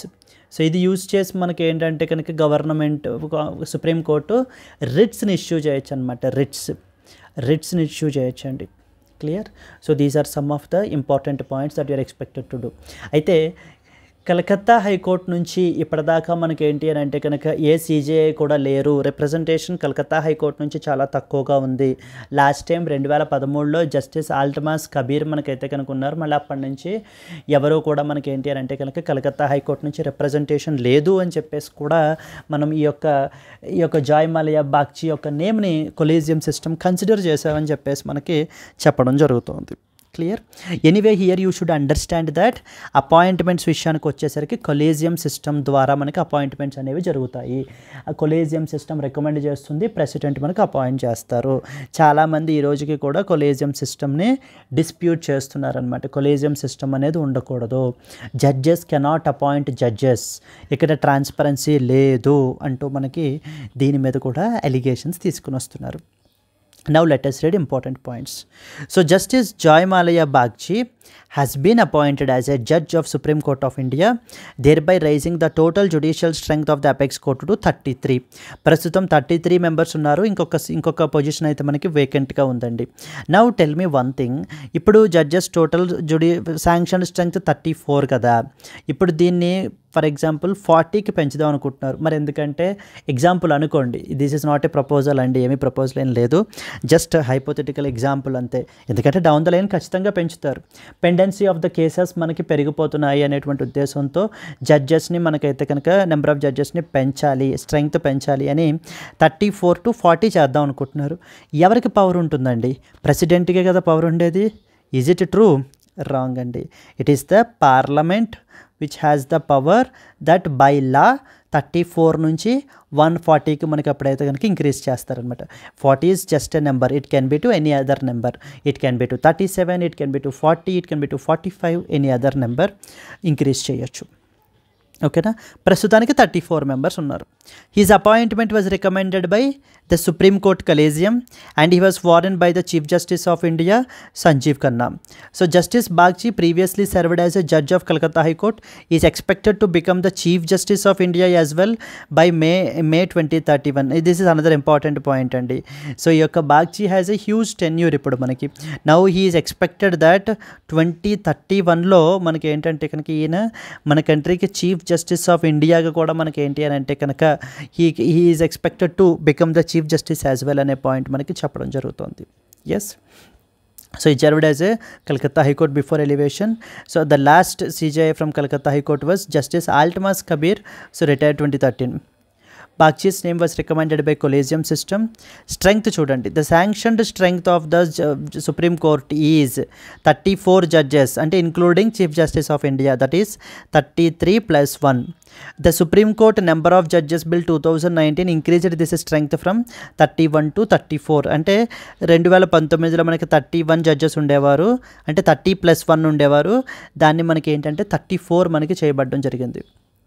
Appointment process చూస్తే ఎవరు అపాయింట్ చేస్తారు? President of India upon the recommendations of the collegium. Next వచ్చేసి ఇది ఎక్స్ట్రా మీకు అడిషనల్ పాయింట్, బోనస్ పాయింట్ ఏంటంటే సీట్ ఆఫ్ సుప్రీంకోర్టు కూడా మనం చూడాలి. సీట్ ఆఫ్ సుప్రీంకోర్టు ఎక్కడ ఉందండి? న్యూఢిల్లీలో మనకైతే కనుక ఉంది. ఇప్పుడు న్యూఢిల్లీ నుంచి దాన్ని మార్చేసి ఫర్ ఎగ్జాంపుల్ హైదరాబాద్కో లేకపోతే విశాఖపట్నంకో కోల్కతాకో చేంజ్ చేసేయాలి అని అంటే చేంజ్ చేసేయచ్చా? లేకపోతే కంపల్సరీగా is it constitutional obligation that only it has to be seated in New Delhi? Wrong అండి. ఒకవేళ చేంజ్ చేయాలి అని అంటే కనుక చేసేయచ్చు. ఎవరు చేంజ్ చేస్తారు? Chief justice of India. But however with the prior approval from the president of India. Prior approval అంటే ముందుగానే ప్రెసిడెంట్ ఆఫ్ ఇండియా యొక్క అప్రూవల్ తీసుకుని చీఫ్ జస్టిస్ ఆఫ్ ఇండియా ఒకవేళ సీట్ ఆఫ్ సుప్రీంకోర్టు ఇక్కడ ఇంకా చేంజ్ చేయాలి అని అనుకుంటే కనుక చేంజ్ చేసుకోవచ్చు. ఇది జస్ట్ ఆప్షనల్ ప్రొవిజన్ అంతే, కంపల్సరీ చేయాల్సిన అవసరం ఏమీ లేదు. The Supreme Court is permanently located in Delhi. It can designate the CJI, Chief Justice of India, can designate other places as Supreme Court seat with the President's approval, but this is optional in nature. Just the optional మాత్రమే అన్నమాట. ఓకేనా. So clear, that is all about appointment related proceedings procedures, oath, ఇవన్నీ కూడా article number 124 of the కాన్స్టిట్యూషన్లో మనకి mention చేయబడ్డారు. Article number 124 నుంచి 147 of the constitution of India deals with that of the supreme court అండి. Supreme court related provisions అయితే మనకైతే కనుక ఇక్కడ ఉంటాయి. Moving forward to the next article. India and Australia agreed to deepen their cooperation across maritime, land and as well as air domains. ఈ యొక్క Indo Pacific రీజియన్లో China's ఇన్ఫ్లుయెన్స్ని counter చేయడం గురించి, ఇంకా ఫర్దర్గా స్ట్రెంగ్తన్ అవ్వడం గురించి, ఇప్పుడు ఇండియా అండ్ ఆస్ట్రేలియా మనకి రెండు కూడా దేంట్లో కూడా మెంబర్స్, మనకి క్వాడ్లో కూడా మెంబర్స్ కదండి. వీళ్ళు క్వాడ్లో కూడా మనకి మెంబర్ నేషన్స్ అనమాట. India, Australia, Japan, United States of America కదా. వీళ్ళు ఏంటంటే ఈ యొక్క మెరిటైమ్లోను, ల్యాండ్ అండ్ ఎయిర్ డొమైన్స్లో కూడా ఫర్దర్గా కొలాబరేషన్ అనేటువంటిది పెంచుకోవడానికి మనకి అగ్రీ అయ్యారు. ఎక్కడ అంటే రీసెంట్గా మనకి 9th India Australia defence policy dialogue అయితే జరిగిందండి న్యూఢిల్లీలో. అక్కడ మనకి ఈ యొక్క డెసిషన్ అనేటువంటిది తీసుకోబడడం జరిగింది. మన యొక్క ఇండియన్ డెలిగేషన్ని అమితాబ్ ప్రసాద్ అయితే మనకి హెడ్ చేశారు. ఆస్ట్రేలియా నుంచి మనకి ఏంటంటే Bernard Philip. Yes, India and as well as Australia గురించి let us see important points. India and Australia recently agreed to enhance their cooperation in the maritime, land and air domains to improve the interoperability and as well as strengthen the defense ties. This discussion recently took place at the 9th India-Australia Defence Policy Talks in that of the New Delhiలో మనకైతే కనుక జరిగాయి. As part of this discussions ఈ యొక్క agreement అయితే కనుక మనకి చేసుకోబడడం జరిగింది.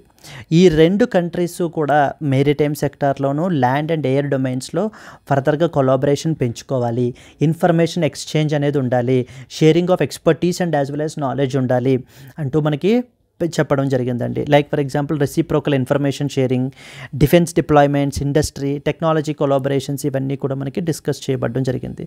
ఇక్కడ ఎవరు హెడ్ చేశారనేది మనం చెప్తున్నాము. Both sides welcomed the bilateral defence cooperation and growing complexity of the joint exercises. India and Australia గురించి మనం మాట్లాడుకుంటే వీళ్ళ యొక్క స్ట్రాటజిక్ పార్ట్నర్షిప్ని 2009లో ఉన్నటువంటి దాన్ని కాంప్రిహెన్సివ్ స్ట్రాటజిక్ పార్ట్నర్షిప్గా మనకైతే కనుక ఎలివేట్ చేశారండి India and as well as Australia. And ఇందాక చెప్పాను కదా, ఇండో పసిఫిక్ రీజియన్లో చైనీస్ ఇన్ఫ్లుయెన్స్ని కౌంటర్ చేయడం గురించి మనకి ఏంటంటే కనుక వీళ్ళిద్దరూ కూడా India and Australia they collaborated on Australia India Indo Pacific oceans initiative partnership అంటారు. ఇది ఖచ్చితంగా మనం మెన్షన్ చేసుకోవాలి.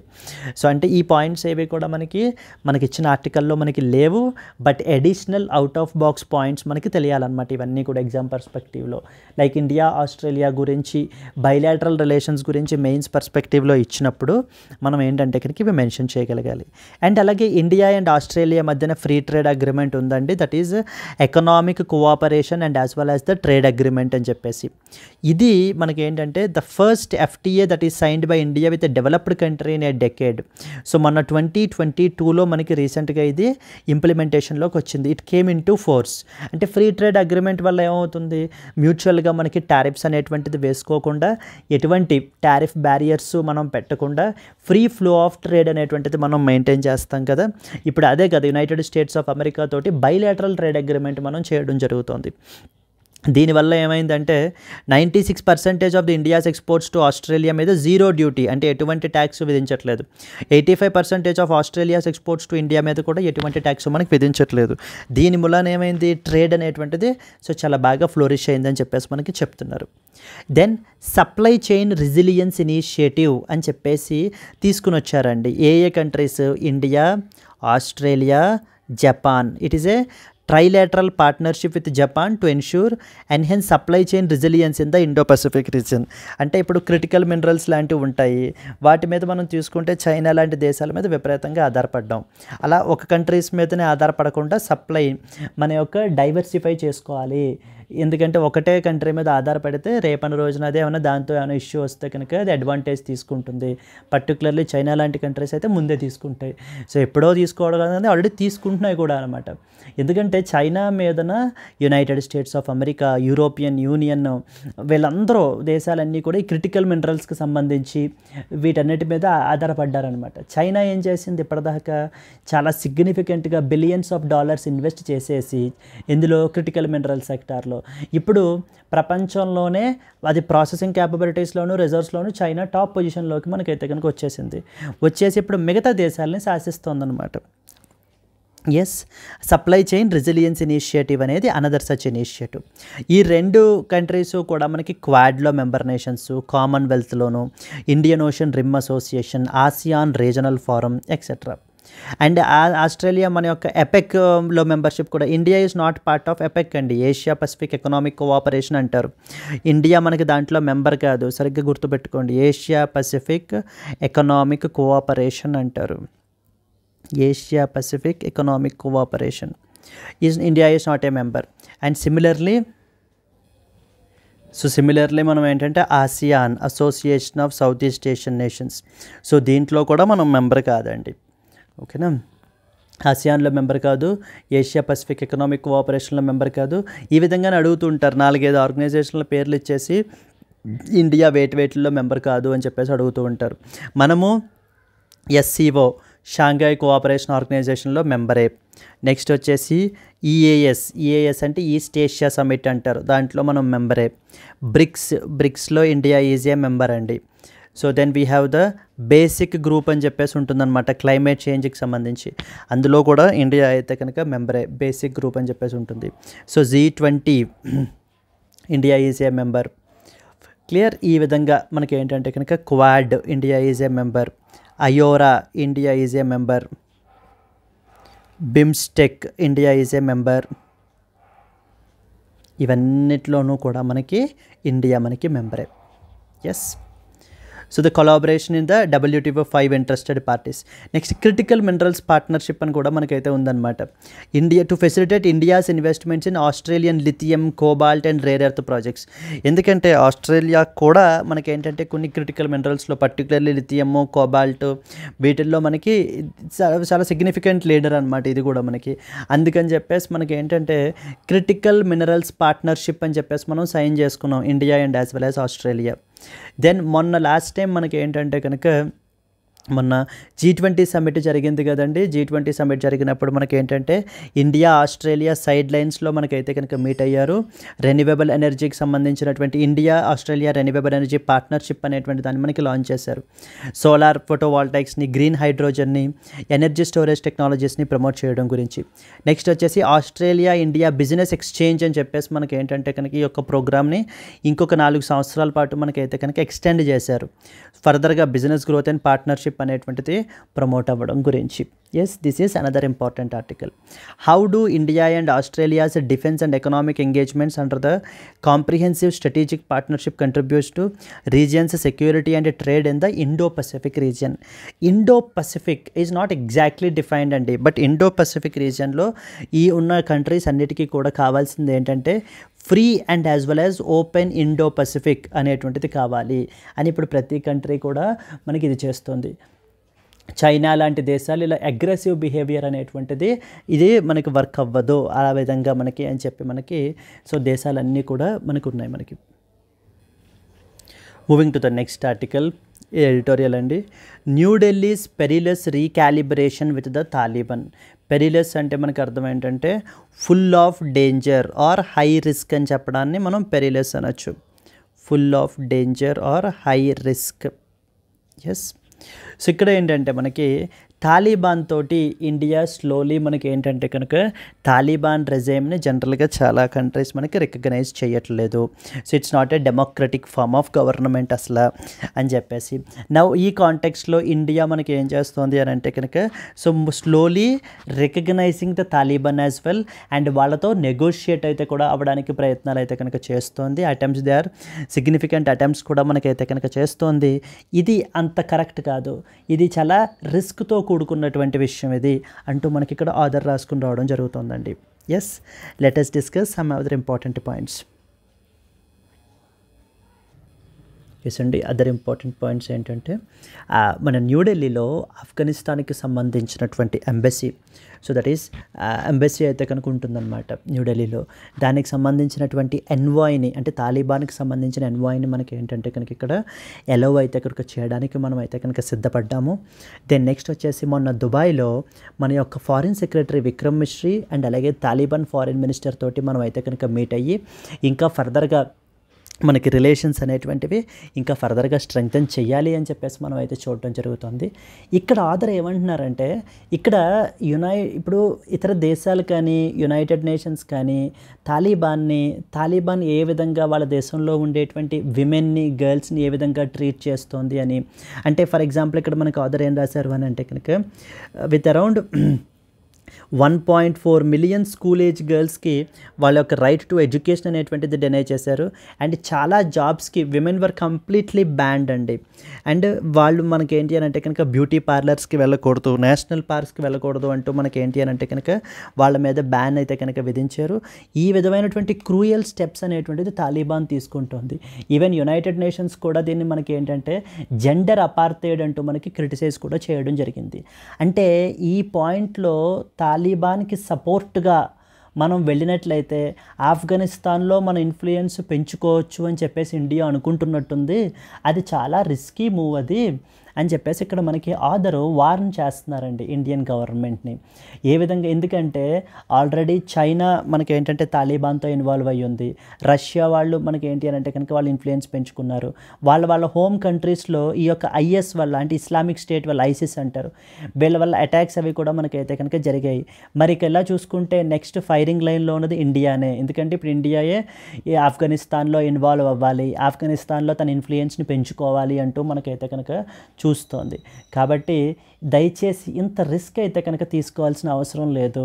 ఇట్స్ నాట్ వర్త్ టేకింగ్ అని చెప్పేసి మనకి ఇక్కడ ఆధార్ మనకి క్రిటిసైజ్ చేయడం జరుగుతుందండి. అంటే మన యొక్క మూవ్ని, ఇంత హై రిస్క్ డిప్లొమసీ అనేది అవసరం లేదు. ఆఫ్ఘనిస్తాన్ ఎంత స్ట్రాటజికల్లీ మనకి ఎంత ఇంట్రెస్ట్ ఉన్నా కూడా ఇంత రిస్క్ తీసుకోవాల్సినటువంటి పని లేదు అని చెప్పి మనకి చెప్పడం జరుగుతుంది. క్లియర్ అండి, these are some of the important points. So here I have explained clearly given all the important points మనకి.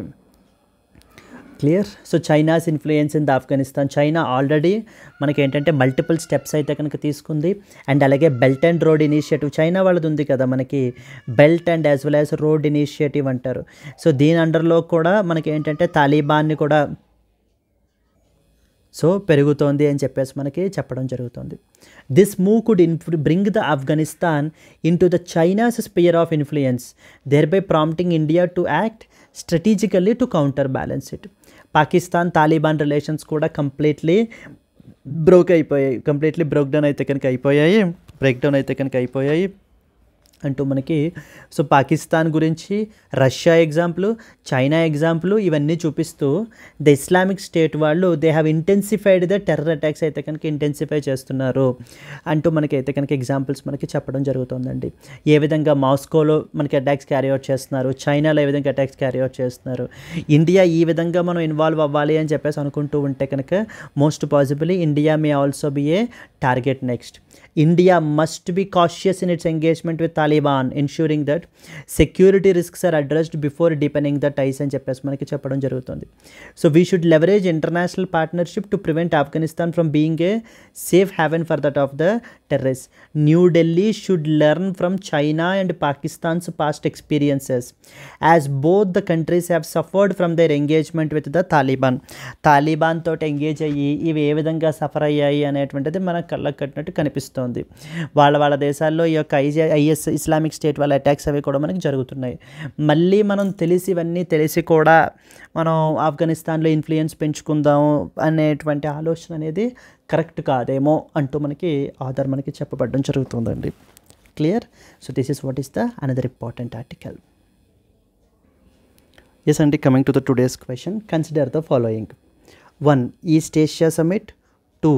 Asia Pacific Economic Cooperation. 3. Basic Group. India is a member of how many of the above groups? Only 1, only 2, all 3, none of the above. If you know the answer, please comment your answer, Andy, and అలాగే if you have liked the video please to like it and let's meet again in the next Hindu news analysis అండి. Until then, happy learning, all the best, bye bye అండి. So today's articles are very very important. CAG గురించి, ECI గురించి, అందుకే కొంత మనం ఎక్కువ time అయితే తీసుకోబడడం జరిగింది. ఖచ్చితంగా దాని గురించి అయితే కనుక తెలుసుకోండి. PDFs will be uploaded on to that of the free PDFs course అయితే కనుక మీకు అప్లోడ్ చేయబడతాయి. అక్కడ నుంచి మీరు డౌన్లోడ్ చేసుకొని మీరు రివైజ్ చేసుకోవచ్చు. Happy learning, all the best, by by అండి.